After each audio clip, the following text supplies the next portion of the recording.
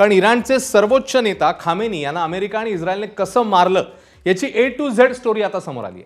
America आणि इस्रायलच्या लष्कर आणि गुप्तहेरांनी अवघ्या 30 सेकंदात खामेनी आणि त्यांच्या सोबत असलेल्या अधिकाऱ्यांना ठार केले। यासाठी अनेक महिन्यांपासून नियोजन सुरू होतं। मोसाद किंवा सीआयएच्या गुप्तहेरांनी एकत्र बसून हल्ल्यामध्ये महत्त्वाची भूमिका बजावली आहे। त्यासाठी अमेरिकेने ऑपरेशन एपिक फ्युरी आणि इस्रायलने ऑपरेशन लायन्स रोअर्स या मोहिमा एकाच वेळी सुरू केल्या। नियोजन इतकं अचूक होतं की या हल्ल्याची इराणला साधी कुणकुणही लागली नाही।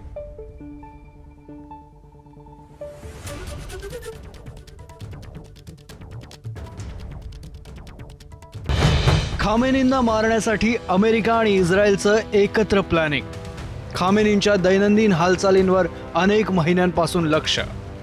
खामेनींना लक्ष्य करण्यासाठी राष्ट्रीय सुरक्षा परिषदेच्या अली शामखानींना ट्रॅक करण्यात आलं। शनिवारी मध्यरात्री खामेनी आणि अली शामखानी यांच्या बैठकीची बातमी गुप्तहेरांना मिळाली। खामेनींच्या प्रासादाच्या तळघरात महत्त्वाची बैठक सुरू होती। बैठकीची माहिती मिळताच इस्रायल आणि अमेरिकेच्या सैन्य दलात संदेशाचं आदान प्रदान झालं। हल्ल्याआधी अमेरिकेनं क्षेपणास्त्र डागून इराणची संरक्षण यंत्रणा डळमळीत केली।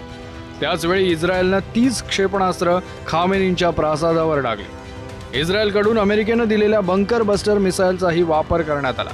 अवघ्या 30 सेकंदांमध्ये खामेनींचा प्रासाद उद्ध्वस्त झाला।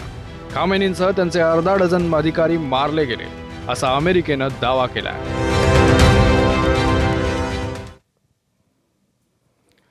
इस्रायल आणि अमेरिकेच्या हल्ल्यामध्ये इराणचे सर्वोच्च नेते अली खामेनींचा मृत्यू झाला। अली खामेनी हल्ल्याच्या वेळी नेमके कुठे होते, इराणच्या सुरक्षा यंत्रणेने त्यांना काय म्हटलं, त्यावर खामेनी काय म्हणाले, या संदर्भात खामेनींचे भारतातील प्रतिनिधी डॉक्टर अब्दुल माजिद हाकिम इलाही यांनी माहिती दिली।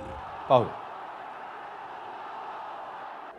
Yes, actually, Ayatollah Khamenei was in his office every day, and several times the security asked him to move from his office to another city, and he refused. He said, if you could move 90 million Iranians to another city, I will move after 90 million.